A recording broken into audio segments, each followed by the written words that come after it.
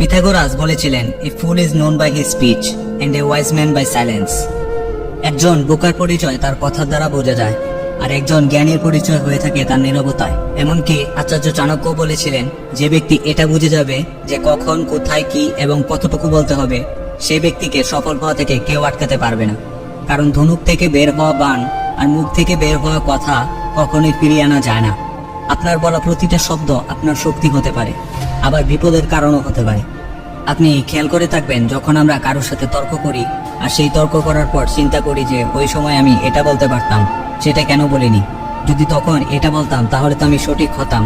কিন্তু তর্ক করার চক্করে আমরা একেবারেই চিন্তা করি না এসব, আর নিজেদেরকে সঠিক প্রমাণ করতে, নিজেদের কথার ভ্যালু রাখতে উল্টাপাল্টা যা ইচ্ছা বলে দিই। আর মানুষ তখন আমাদের কথার গুরুত্ব দেয় না, আমাদেরকে মূল্যহীন ভাবতে শুরু করে।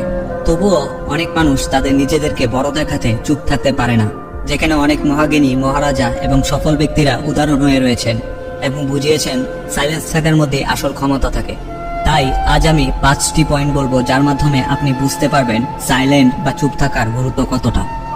সাইলেন্ট থাকার প্রথম উপকারিতা হলো, silent will make you appear more powerful.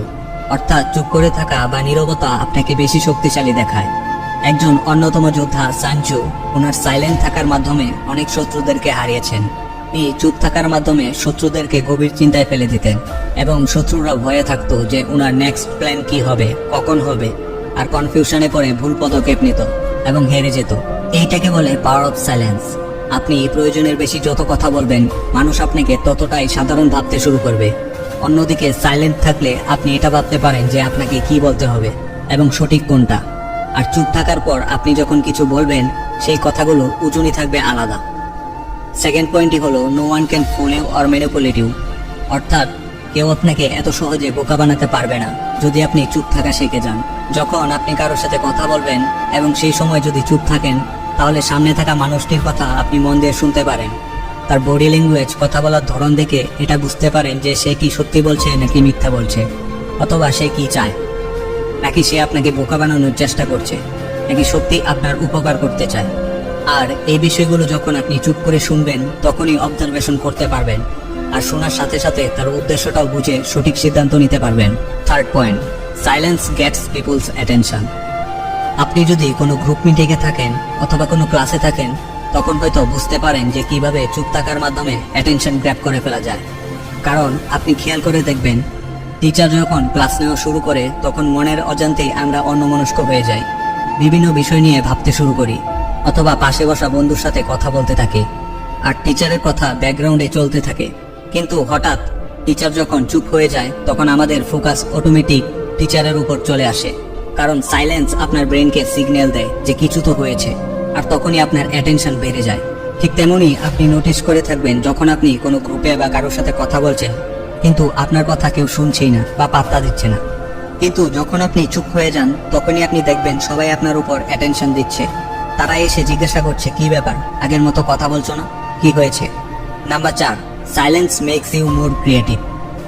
চুপ থাকার মাধ্যমে আপনার ক্রিয়েটিভিটি আগের চেয়ে আরো বেটার হওয়া শুরু করবে। যখন আপনি চুপ থেকে নিজের সাথে একা সময় কাটাবেন, নিজেকে সময় দেওয়া শুরু করবেন, আপনার মাইন্ডে বিভিন্ন ধরনের ক্রিয়েটিভ চিন্তা ভাবনা আসা শুরু করবে। আপনার ক্রিয়েটিভ থটস আপনাকে ধীরে ধীরে প্রোডাক্টিভ তৈরি করে ফেলবে। আপনি যত বেশি ক্রিয়েটিভ চিন্তা করবেন, আপনার ইমাজিনেশন পাওয়ার অর্থাৎ কল্পনা শক্তি তত শক্তিশালী হবে। আর কল্পনা শক্তি হলো পাখির মতো, আপনি যত উপরে উঠতে দেবেন, আপনি ততটাই লাইফে অ্যাচিভ করতে পারবেন। আপনি নিজেকে চুপ রেখে এবং নিজেকে পজিটিভ রেখে যে কোনো কাজকে বেটার উপায়ে করার ক্ষমতা রাখেন। কারণ চুপ থাকার মাধ্যমে আপনার পজিটিভ মাইন্ড আপনাকে better decision, better imagination grape করতে সাহায্য করে, যা আপনাকে ক্রিয়েটিভ বানায়। 5 নাম্বার পয়েন্টই হলো এমন একটি বিষয় যেখানে আপনার চুপ থাকতেই হবে, আর সেটি হলো আপনার প্ল্যানস বা গোলস। অর্থাৎ আপনি যদি কোনো জিনিসের উপর কাজ করে যাচ্ছেন, তাহলে সেটা কখনোই প্রকাশ হতে দিবেন না। এই পৃথিবীতে অনেক মানুষ আছে যারা খোলা বইয়ের মতো, সুযোগ পেলেই মনের সব কথা শেয়ার করে দেয়, সব গোলস, প্ল্যানস শেয়ার করে দেয়।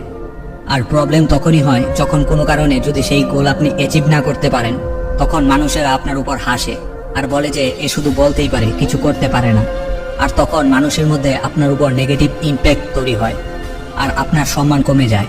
তাই আপনার গোলস, আপনার প্ল্যানস শুধু তাদের সাথে শেয়ার করুন যারা আপনার মতোই এক্সপার্ট বা আপনাকে এগিয়ে যেতে সাহায্য করে। অ্যামাজনের ফাউন্ডার জেফ বেজোস ঠিক এমনটাই করেছিলেন। যখন তিনি প্রথম ক্লাউড বিজনেস শুরু করেছিলেন, সেই বিজনেস থেকে তার বেশ ভালোই আয় হচ্ছিল, কিন্তু উনি সেই বিজনেস সম্পর্কে তখন কাউকে কিছু বলেনি, কারণ তখন তিনি যদি এই বিষয়টি শেয়ার করতেন তাহলে তার বিপরীতে আরো অনেকেই এই বিজনেসে জয়েন হতো, এমনকি উনার থেকেও বেশি সফল হয়ে যেত।